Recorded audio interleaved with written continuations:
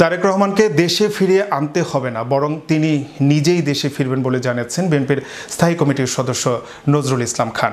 সোমবার দলীয় নেতাকর্মীদের মুক্তির দাবিতে জাতীয় প্রেস ক্লাবের সামনে ঢাকা জেলা বিএনপির মানববন্ধনে তিনি এ মন্তব্য করেন।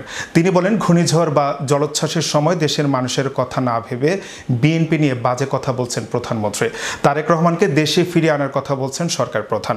অর্থনৈতিক দুর্ভোগ থেকে জনগণকে না বাঁচিয়ে ভিন্ন কথা বলছেন। তিনি বলেন, জনগণ অসন্তুষ্ট হলে সরকারের কিছু যায় আসে না, কারণ তাদের জনগণের ভোটের প্রয়োজন নেই। Make your next gathering extraordinary with RC Catering. We cater authentic Asian cuisine, bursting with flavor and tradition, and it doesn't stop there. We also create stunning Asian-inspired decor that sets the mood for your special occasion. Let RC Catering handle everything so you can focus on celebrating with loved ones. Don't settle for ordinary.